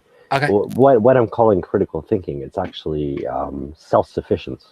It's like autonomous thought, autonomous survival. No, because that's a secondary part. No, that's it's not. That's a secondary it's effect. The principal part. No, it's the effect. How are you supposed to survive on your own if you don't know how to judge the value of anything for yourself? That's where the critical thinking goes in. Without critical thinking, you cannot make a value judgment on what works, what doesn't work, what's good, They're what's one and bad. the same, actually. They're not. It's a secondary effect because how can you survive for yourself if you can't think for yourself? Because ask a starfish. Yummy starfish. No. Get that? Okay. I need brain bleach. Wrong starfish. Tech. I need the weapons grade stuff that's left over from techcomedy.com. I need the brain bleach. I know that you've got the key for it somewhere. What do you have against Patrick anyway? Tech. I got you covered, buddy. Shave. Explain it. SpongeBob. What, the brain bleach? No. Why I'm cringing at the starfish? Yeah. All right. So starfish, most people think of it as either A, the sea creature, or B, a sphincter. We see it in IT as a way to slyly insult somebody, because a starfish has a single orifice that uses both as a mouth and a butt to take in and excrete. So basically, users talking out through their ass. The starfish, you can cut them into little pieces and they live. But technically, we're not allowed to kill our user base. And they're everywhere. And on top of that, they have no centralized brain that can be noticed. Yeah. Okay, but enough about Joel Osteen. Okay. Oh! Okay. So here. Okay. You're not. Yes, and we'll deal with that another time. The reason why I'm trying to say that survival is a secondary effect from critical thinking is that. Why do you call it secondary? Like I said, that's what I'm trying to explain. Why I think that survival is a secondary effect from critical thinking. Everything we do, even scratching your nose, is for your own survival. Well, we can call that comfort nowadays. Are you going to let me finish getting it out, or are you going to keep interrupting me? God damn! He thinks he's in an award ceremony. He's going to let you finish. That's what she said. not what I meant. This is getting Really? way too Okay, Frank go on. Sinatra for me. Go ahead, Shujin. Okay. Sorry. So the point is, scratching your nose, to use your example, it may be a survival item, but that doesn't need critical thought. It can be simply an instinctive reflex for, let's say, scratching out a bee sting. You don't need to know that you need to get bee stingers out of your body before they pump you full of venom, but you can instinctively know that that pain is associated with that buzzing, and that your normal reaction is just to simply scratch, because over successive generations that works, and you don't need to know what the mechanism is, just that it's an instinctive reaction to what happens in that situation. So far, so good. Yeah, maybe I should unpackage what I said a bit, because I mean the survival instinct. Freud was cute in proclaiming that our most basic instinct is reproduction, but it's actually survival. And like everything we do instinctively, I underline that word, it's to ensure our own survival. Like even scratching your nose, there might be something on there or whatever. We do this subconsciously. But humans are basically computers with the ability to program themselves. So if we bring that up to the higher level, where we can analyze our own behavior before reprogramming it, if we choose to, then it becomes completely something else. The survival part of it. And we can also examine others and see where our survival fits in with the others we depend on. I'd like to attend the RAD and JAD meetings regarding the reprogramming of the brains. We've got some issues to discuss. As soon as the singularity hits, man, I'm right there with you. I welcome our robot overlords, man. I really do. Yeah, because they'll be. Well, I was going to say, with the new USB 3, it doesn't matter which way you flip the connector around. You can get your I/O jack any way you want these days. So there you go. Keep that one fine. So vote for Cox. He'll fit no matter where you put him. Okay. Did I just now, make another plush or something? You guys are all over the place. Don't worry about it. It's kind of the way it's been working. Okay, so right now, I don't believe that my point is necessarily material at the moment. Well, it's still there. It's just all I did was propose another way of looking at it. Yeah, which it now is kind of, again, where I was going at this point is kind of moot. So I'm willing to stipulate, and I will say, Stephanie, don't worry, it's all good. Don't worry. Stephanie was yelling at you, by the way, to let me talk. So there you go. Now nobody likes you. How do you feel about that? Are you better? I'm kidding. Anyway, but on the bright side, to kind of go along with it all, Stephanie didn't use Capslock. I know. I'm scooping low at the moment. Let me. I will actually compliment her on the studious and proper use of the exclamation point, and did not add an extra comma where there wasn't supposed to be one. Mm-hmm. So good. Just a quick heads up. We were getting severe winds and my power's flickering. So if everything goes dark, you know what? Yeah. Fair enough. Are you on a UPS, by the way? My computer is, but I forgot to plug my monitor into it. So what's really funny is you'll see a blank screen. You'll still be able to hear me, but I won't be able to see any of your ugly mugs. Don't worry. All you got to do is be able to hear. I'll have this ugly mug. Yeah. Anyways, before all of that started. In fact, give me 1 second. I'll be right back. Yeah. One thing I wanted to unpack a little bit was, again, with the election coming up. Yes, you were going to. You were going to do that. Sorry. No, that's fine. No, the reason being, and I'll admit I blew my stack a little bit last week about what's going on in the current political climate. I'm stepping back from that for now. I Okay. still hold my views on that, but No, it's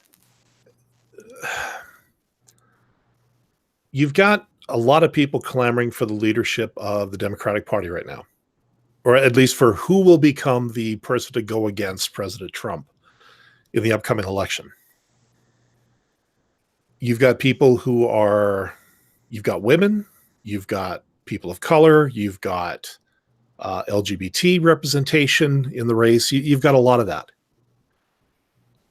And for some of them, they believe that that's all they need to gain enough respect and support to become that leader.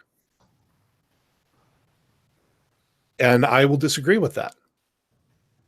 Because what should be more important in a race like that is what's your platform? What is it that you're going to do when you get that leadership?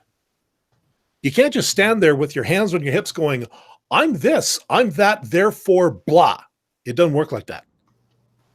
What's your plan? You know, actually, Brigid, I was going to ask, has Buttigieg released a platform yet? I don't think he has. Yeah. You know, and what's He really needs to do that, or else it's over. okay, thank you. No, the reason I was going after that is because I know you really liked him, and I do kind of like the idea. He sounds like a very popular person, but I just hope he can deliver the goods, which is what is your vision for the Democratic Party? What is your vision for America? That is huge right now. Mm-hmm. I think what's his name, Yang, has come up with a platform. He's definitely going after the whole UBI thing, which, oh boy, that could be a subject for another show right there. just to be safe, UBI. Universal basic income. Thank you. Sounds like an idea. Could be some repercussions. And I don't mean like where are you going to get it from. Mm-hmm. That's not what I'm talking about. It's like, what would happen if you no longer had to work to live? What would you do? Just, I'm not looking for an answer. Just ponder that one. What, you know, that's actually a question I Wouldn't be have given a lot of thought. really over a long- well though. But if you didn't have to work, I mean, it would be, you know, enough to live like, you know, people on welfare would live, you know, probably. But we're going to have to think about what to do in regards to that anyway in the next, I don't know, 10 to 20 years as more things are becoming automated and, you know, service industry jobs is where our job growth has been, but those are being replaced by automation. I agree. So we're going to have to do something. Yeah. But maybe those people could go back to school. Maybe they could, you know, try to open very small businesses or work on art or, I mean, something. Or become self-important shit spewers on YouTube. Yeah. Maybe give them time to do some volunteer work if they've wanted to volunteer but haven't been able to because they worked 3 jobs trying to. Well, my biggest idea for something like that would be trades. Yeah, I mean, we need tradesmen. We need. You're going to need something to keep the infrastructure going, and trade work can be very lucrative. Oh yeah. At any level, really. Well, Well, we've got a especially- shortage of electricians and plumbers here. Yeah, it's dying out, so automatically it's lucrative because it's very expensive. I mean, you know, Well, you see there's certain also a lot of work. Yeah, blacksmithing, for example. But what's really interesting is while blacksmithing is coming back due to like forged in fire and things like that, a lot of people are missing are not paying attention to different aspects of it. Everybody's watching the show going, oh yeah, make knives, make swords, make armor and horseshoes and such, and have a nice day. But believe it or not, there's actually a branch where there are people who work in blacksmithing making devices that are so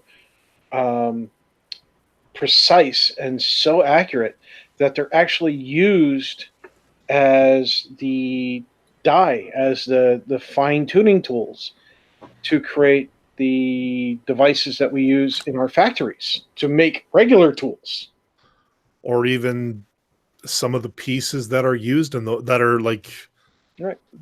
I saw something on the net recently because I've been watching a lot of that Forge and Fire, and they were like showing some of the largest hammers, and the size of the pieces of metal these guys were pounding were like the size of a house. Yeah. So yeah, there's definitely something to it, but getting back to my point is that a populist won the last election. Mm-hmm. His platform was keying into anger, keying into this, generating the emotional response that was required to get him the support he needed. Yep. Sounds like a winning formula. Tell me, how's that White House looking for you right about now? You know, if you're going to go ahead and make another "you rebuilt it" joke, so help me, No. I'm going to kick you. No. And he's probably going to get reelected. Because people can't get their shit together. Thank you. Well, that's why. Because of all the infighting. Because if Bernie doesn't win, then I'm going to vote for Trump or somebody else. Because screw y'all. Or Joe Biden's going around sniffing people's butts. If Joe Biden had the platform that could like resurrect America's global reputation, but you're gonna keep him out of office because he's a little quirky. But what if he actually did have the best platform out of all of them there? But no, because this fringe far left group of wackaloons are saying no because he's offensive. Mm-hmm. You know, you guys have to. You got to get back to facts over feels, guys. I know. Yeah. Otherwise, it's going to be Republicans. No, strike that. It's going to be Trump and that trend for the next several years, unless the more rational heads prevail. And right now, there are they're a minority, and there are a lot. No, you're right. That's a big problem. Yeah, and the trouble is, a lot of people who were considered themselves liberal or rather left-leaning right now are just like, no, forget it. It's even worse, actually, because if this trend continues, there's not even going to be any option for or even method or any way for the critical thinking minority to even get a word in edgewise, actually, right. let alone vote. So, back to the medieval ages. Yeah, you may as well have a king or a queen, yep, or a king who transitions to it, whatever, Because somebody who's not surviving autonomously or thinking for themselves, they need a leader, decider, provider. That in square quotes, of course. And right now, with people so desperate to do any kind of survival because they don't have a job or they don't, or the job they have, or the jobs, they're running 100 miles an hour just to survive. They don't have time to think for themselves. We're still in a labor-based economy, and the people sapping the economy, the 1%, they're depending on people not being, thinking for themselves. But these people, they've sapped the economy so much that the populace are beginning to feel it. But since they have no means of making value judgments for themselves, or no desire to, or no ability, call it whatever you want, they need somebody to blame. And that also is being provided by the people running things. Yeah. It's always somebody else than them. Yeah, when he's out of office, whenever that may be, he's subject to indictment. So he's going to try to fight like hell not to lose the election. Yeah. And he will use the government to keep himself in power if he has to. Trump is not a critical thinker. He's not. He's a sheepdog. But he's got the government at his disposal. He thinks it's there to serve him, and he's already doing scary. Oppositional research against some of the Democratic candidates and trying to knock them out already. Yeah, and there are less and less critical thinkers in the government. Yeah, and this is what happens when you elect the wrong. This is what happens when you elect somebody into office who got there via some kind of emotional response This is instead of a platform. And he doesn't play by the rules, and he doesn't think that he has to. Okay, to that end, by the way, to that end, yes, you do end up with exactly the kind of problem. And by the way, I know full well that we've completely gone way out away from where my original plan was for the show. So, however, we're in all caps. however, for the last 15-ish minutes that we got, Yeah. we can kind of tackle a little bit of this because there is something to this. There, part of this is something that ended up popping up at Secular Sunday at Center for Inquiry that I went to in Buffalo last weekend. I believe it was what it was, which was about the post industrial economy. I'll handle that in a second. But what was being said about the elections and such, there are a number of rulings that have just come out over the last week or two where congressional districts have been ruled illegal for gerrymandering to incredible extents. So those are going back to the drawing board to be done better. I won't say right, but better. Now, why is this going to be important? Because there are a number of states here where the population is, let's say, 70% Democratic, 30% Republican, but yet the representation is flipped exactly in the opposite percentage-wise. So you kind of wonder, somebody not playing by the rules, or they have been, but they've got their thumbs on the scale, which you can well imagine over a long period of time, that tends to influence how things are. To that end also, there are states that are finally coming down in their election boards who are saying, yeah, you know what, you want to be on the docket for president? Yeah, if you haven't released your tax returns for 5 years, you're not on the ballot here in our state. And that includes New York and California, two of the biggest states as far as to needing the numbers in order to be elected president. So, yeah, you want to go ahead and you want to skirt around the rules that we've kind of laid out for ourselves, the responsibility part. Remember that from earlier? Thank you. It's coming around where it's finally like, okay, you don't want to be responsible? We'll make you be responsible. So these pieces, yeah, now that these pieces are no longer being accepted rules, they're being codified rules. Because if you don't want to play by the rules because we've agreed on them, fine, we'll make you, because they are going to be there's going to be repercussions if you don't, finally, which is great. Now the other part, universal basic income.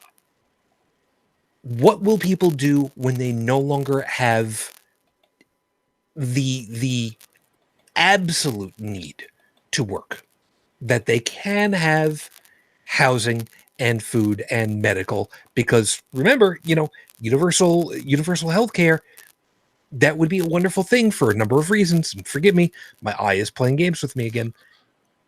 Well, I asked somebody about this in the group, and they kind of agreed.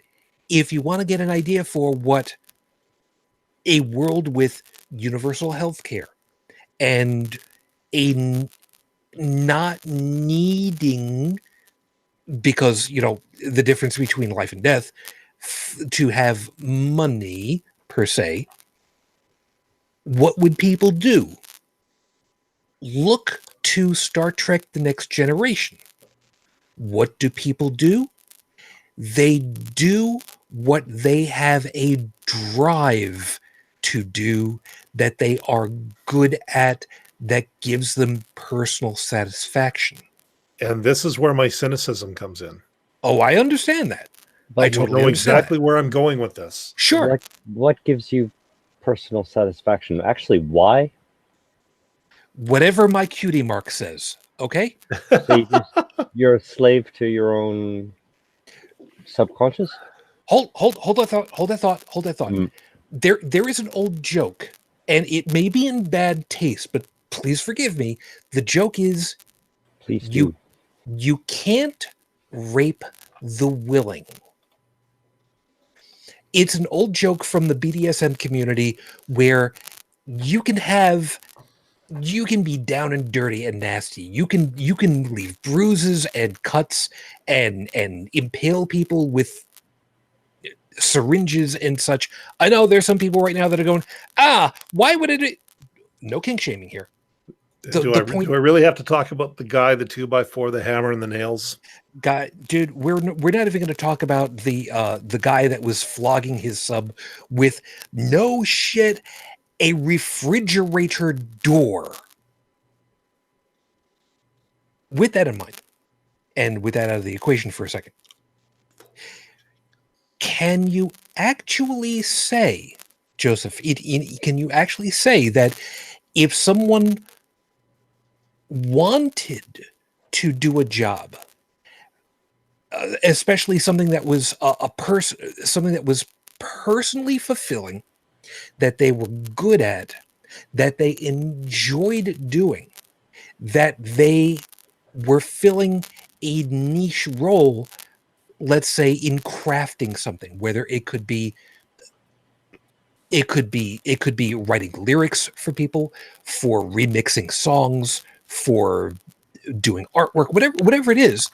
But could you say that somebody was being enslaved by their own wants and abilities to produce? I simply said that because you should be able to answer why you get self-fulfillment from this. Because you do. I mean, That's we not do. an answer. Why does it have to be any more complex than I enjoy this? Okay. Well, for example, you're talking about a niche like that. You get enjoyment because basically everything we do, we get reward. Our brains give us reward for whatever we do. Like if we accomplish something that's actually good for our or somebody else's survival, we get a reward in it. It's satisfying. That's where the satisfaction comes from. No. If you're doing something... No. We have to stop you right there. How many people are in jobs that they had nothing to do with in their school upbringing, and the only reason they're in the job is because it survive. They get enough money to survive and pay back their school loans until they can get a better job or a different job or I'm something. talking about satisfaction. What are you talking about? I'm talking exactly about the same thing. There are people who come out of colleges who have the drive for math. They want to do something in theoretical math, which is a tough business. The only thing I was addressing was why do we get satisfaction out of doing certain things? That's it. And you're talking about doing something that doesn't give us satisfaction. That's a step after, and that happens all the time, of course. But why aren't we satisfied with that? That's actually one of the same question. Actually, Stephanie put an interesting thing in the chat. Finland tried UBI in a small way. Now, it improved people's well-being, but not the unemployment rate.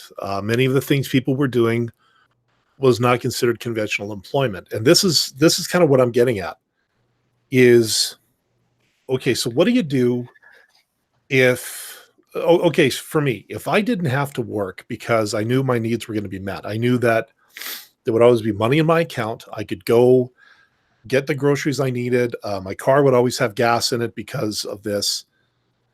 If I had no other incentive to get up and go to work, what would I do? Now, idealistically, I could say, well, I could finish that book I've been working on for so long. I could start podcasting again.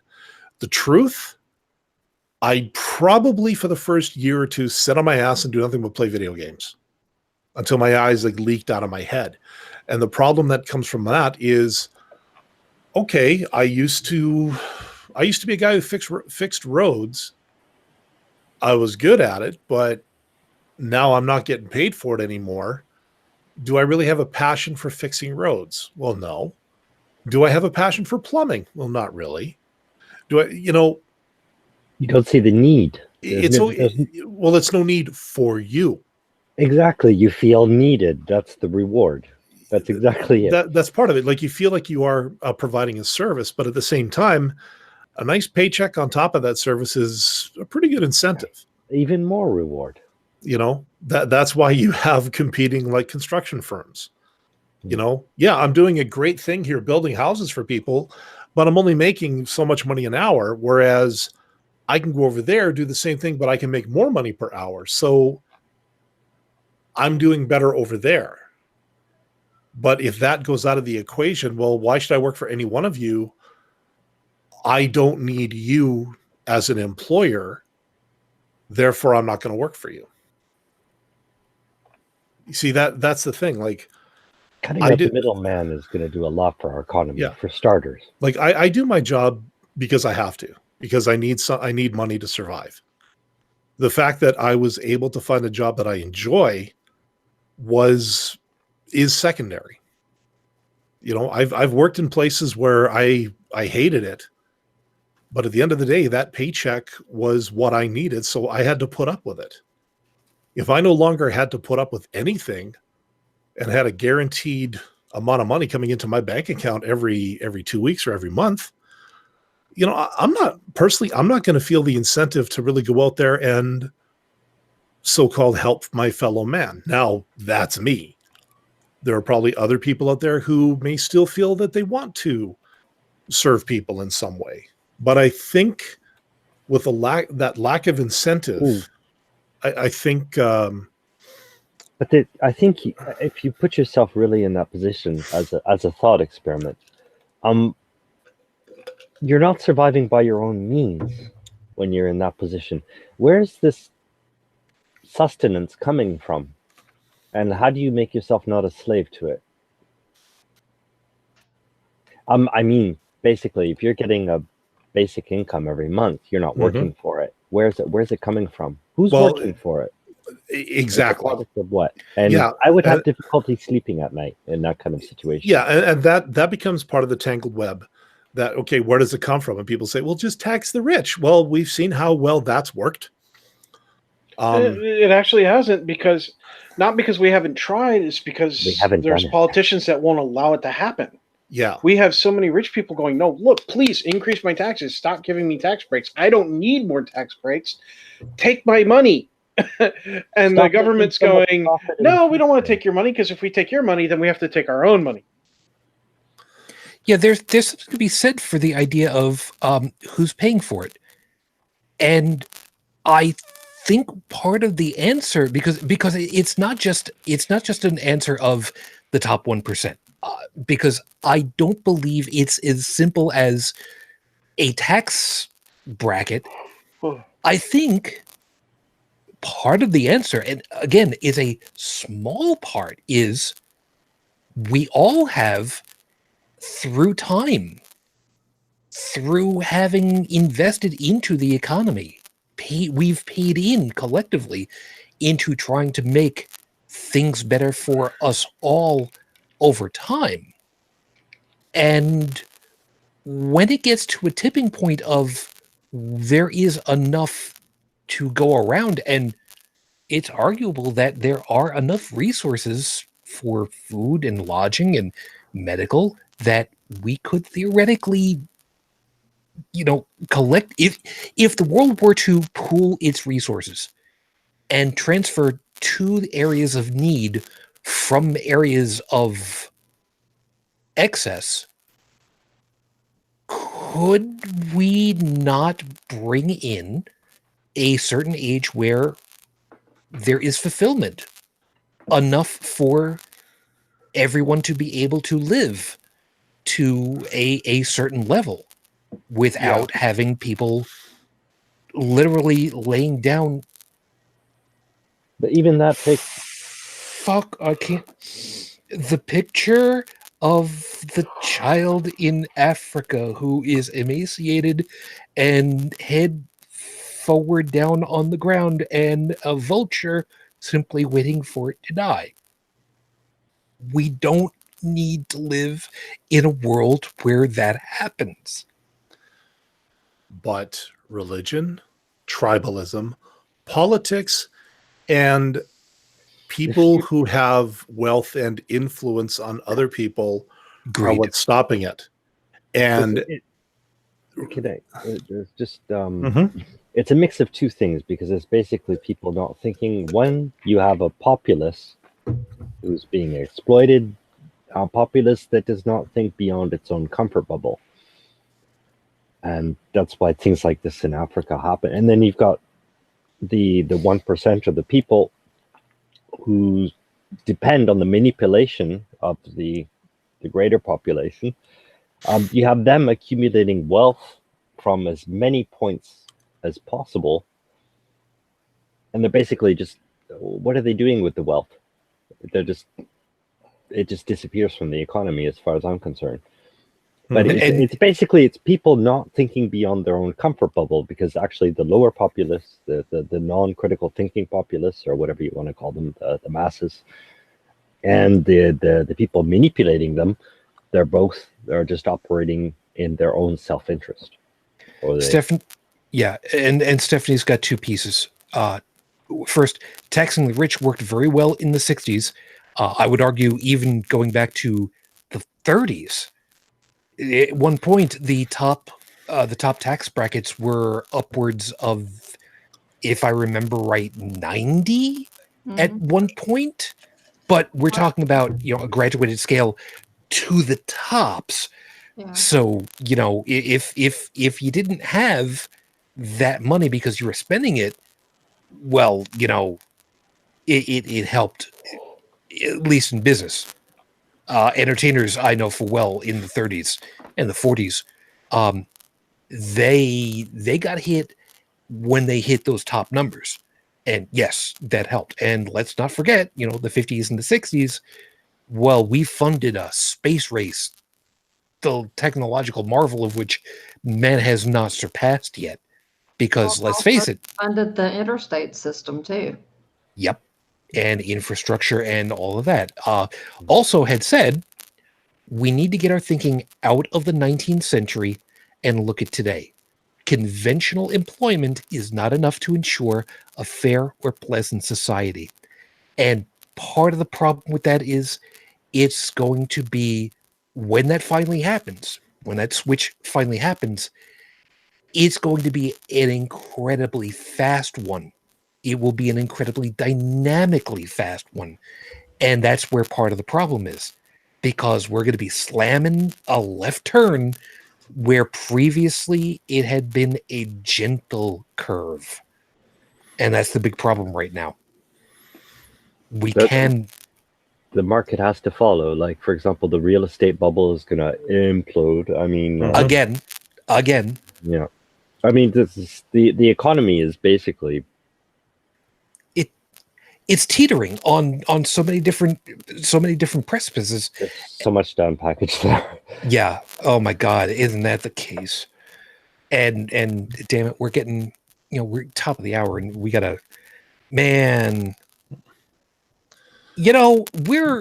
You want to talk about us going down rabbit holes? Down every rabbit hole is another zip file just waiting for us to go ahead and unpack. So you decode, you encode. Some people. Okay, you know what though?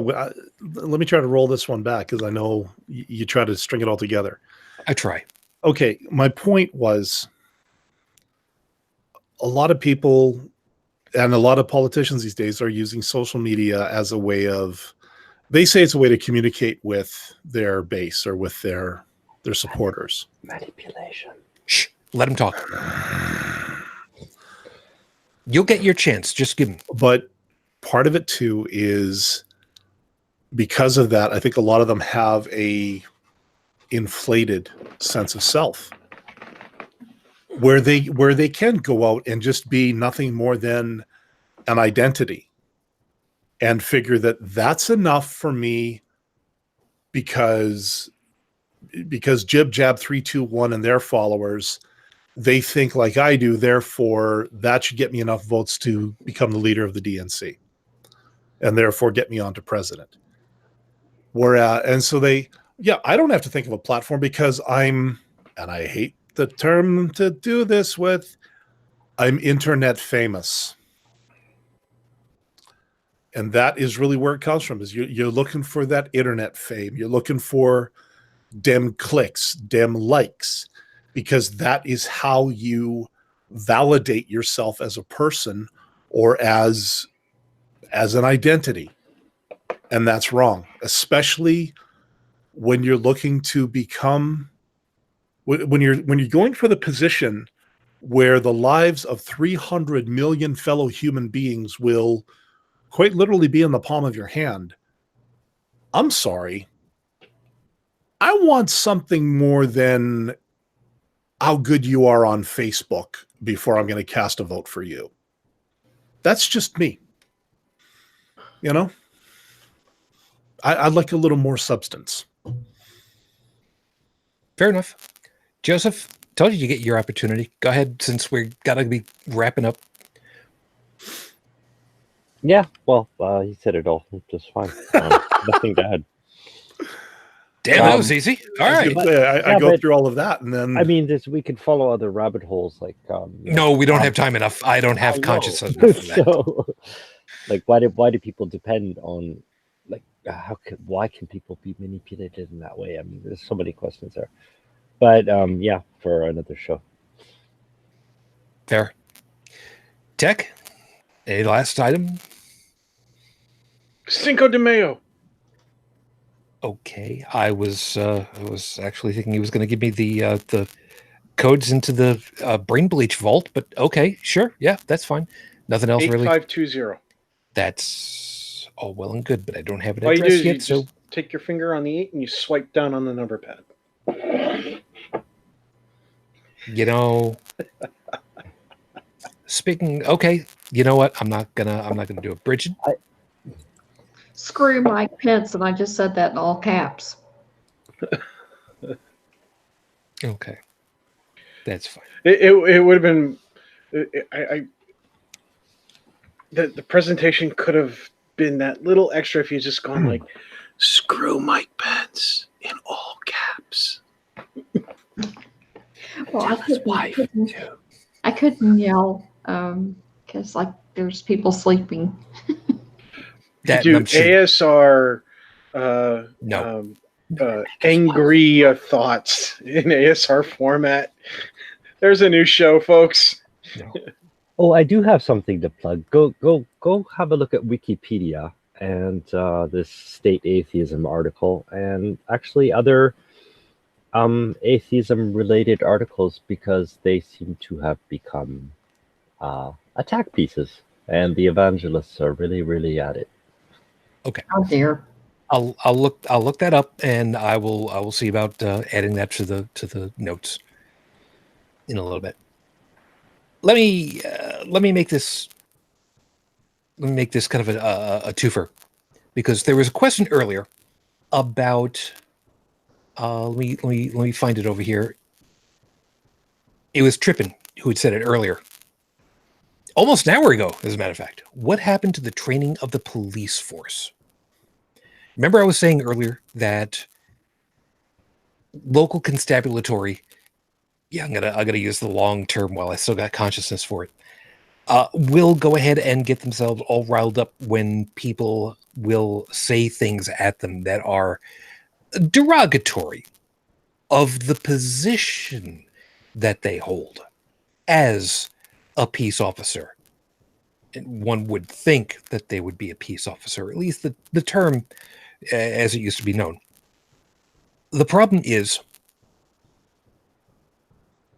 here in the US, although I can't speak for any other locations, and I'm speaking as a generality, and we know how much I love using generalities, it has become far less about knowing the law and more about enforcing compliance. And this is the reason why I was saying earlier, I don't want the military training the police. I want the military to train the special weapons and tactics groups because they're the ones who have to deal with that. But the by and large force, the constabulatory, the peace officers, they seem to be, and I've not been through training, but what I end up seeing a lot of is bully tactics, forcing compliance, duplicity, lying, trying to use whatever trickery is available to them legally, which includes lying legally, to gain compliance with whatever it is that they want people to do, whether it's to give up their information, give up their identification. Yes, I'm thinking of the whole papers, please, which is not too far from the truth. You want to film the police? You're legally allowed to do that here in the United States, so long as you are a certain distance away, in order to make sure that they know full well that you are not a threat and you are safely away from them. Why are you filming us? Because I'm allowed to. Are you part of the press? Does it matter? Well, why are you filming us? Because I'm legally allowed to. Do you have some kind of a law degree? Does that matter? Give me your ID. Why? I want to know who I'm talking to. I don't need to give you my ID. Well, why do you need my ID? So I know if you're a threat or not. How is my ID going to tell you if I'm a threat or not? Well, are you going to give me your ID? Do I need to legally give it to you? Yes, you do. Under what situation? If I'm legally detaining you, are you legally detaining me? Yes, because I'm investigating the possibility of a crime. Why do you think that I have committed a crime? In this day and age, and there it is. It's all a matter of legal trickery. It's all a matter of forced compliance. What has it got to do with this whole damn thing? Because the louder you yell, the more people get intimidated because they don't want to be in conflict. We don't, generally speaking, want to be in a fight. And a verbal conflict can still elicit the same fight or flight response. And if you are told you're not allowed to flee, you then have the option of either fighting, if you know how, or complying because of threat. That's the problem. That's what this whole thing is about. If you get yelled at online, yeah, it's just text on a screen. It's just recycled photons. And by the way, congratulations on using, environmentally friendly photon reusage. Good on you. 60 times a second in my case. Thank you. But the threat is still there. The assertion that you should respect my authority, what is that really getting you? Online, it doesn't. Or at least it shouldn't. Because when all is said and done, all I need to do, if I really don't want to be part and parcel of this whole damn thing, is take my little piece of paper over here and turn you all off. You can do that with everybody else too. As always, everybody, thank you very much for being part of this tonight. Hope that you found something worthwhile in all of our perspectives and got something to think about now for the rest of, however long it's going to be until the next time we get together. Hopefully next week. So let me thank everybody for being with us tonight. Of course, over in the live chat, Stephanie, Trippin, guys, thank you. I didn't see who else was over in there earlier. I think there was Sora was over there also. I didn't see you chiming in recently, so if you're there, great, thank you. If not, thank you for being there for part of the time. Appreciate it. Tech, I know that you were in there, so you know what? This time I'm not going to thank you this time. So screw you. Not. You're welcome. Yep. So Thank you, everybody. Happy Cinco de Mayo to everybody. Fine. Since we're going in this order at this point, Tech, thank you very much for your time. You have yourself a good morning. You too.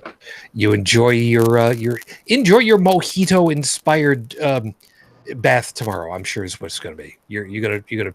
No, I Get it don't do back. stuff like that. I don't go out and drink heavily or anything like that. I will probably. I might go to Moe's though. They have decent tacos. Fair enough. You still have yourself a great time. Yeah, you too. Thanks. Joseph, thank you very much as always. I hope that I hope that I haven't upset you at all, because you and me this week. It wasn't you and Dalan this week. It was you and me, really. It looked like, so. How would you upset me? No, it's just checking. Just want to make sure. Partly for Stephanie, but partly because It's my own. So sometimes I don't express myself very clearly. So well, it's early and you're the frog. So well, I'm just good now. Actually, after a pot of coffee. Oh, Can we of start course. the show again? Maybe. Yes, we can, but it's going to be delayed for about 6 days. So Okay. All right. you have yourself a good morning. Seriously, thank you very much as always. You too, sir. Take care. No worries. Brigid, you made it to the end, and you didn't wake up the critters, did you? No. Oh, lucky you. I did well. So if anybody wants to find me, you can find me on Facebook. Brigid Bitch, go ahead and send me a friend request and I'll friend you back. Or you can find me on my blog at brigidbitch2112.wordpress.com. Yep. Thank you guys. Oh, to kind of go along with that, by the way, if anybody ends up trying to do that with any of us, please remember to kind of make sure that you send us a message some way or other, maybe commenting on one of the videos or something, or being over on the Holy Crap Facebook page, because I've seen a couple of friend requests come through for me, and they're people that I don't necessarily know and don't have any mutual friends with, and I don't know where I know them from, so I've just disregard the requests. Yeah, if I don't have any mutual friends with them, I disregard those, but that doesn't seem to be a big problem with me. Yeah, no, I just want to make sure that folks understand that, if you send one and we don't have any mutuals of any kind, you need to let us know why you're doing. So just making sure. But still, you have yourself a good morning, and hopefully no snow for you this week. No, it's just going to be lots and lots and lots of rain. Yeah, and we've already got flooding, so that's what we need is more rain. Oh, of course. Joy. And I'll get to exercise my elite spotter skills on Thursday because it's supposed to be rough weather. Good luck on that. Yeah. Okay. Dalan, as always, it's been fun the last couple of nights, hasn't it? Yeah. It seems the more of a temper I get, the better the better these shows can get. Well, between the two, we keep reminding everybody. Dalan and I, we basically work 2 shows back to back with each other. So, last night we had a little bit of fun. Tonight, I think we did pretty well for ourselves. I think so, yeah. I don't know if it's I'm getting older, I'm getting more cynical, or I'm just getting grouchier in my older age, but I don't know. But definitely trying to turn the filters down a little bit. But anyways, I've been a good influence on him. Yes. Yeah, careful what you wish for. That's all I'm going to say to that. Of course, I'm the curator of the audio version of this show, which you can download as a podcast over at holycrapthevlogcast.com. For myself, if I've got some things I want to throw it into the ether there, you can catch me over at inthewind.yo5.ca.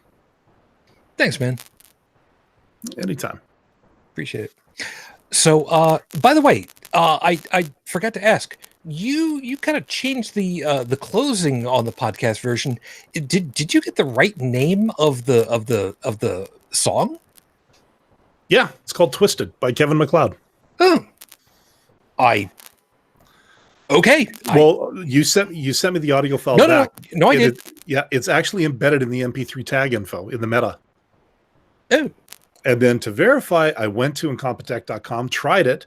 I found it, tried it. Yep, that's the one. Oh, okay. See, learn something new today.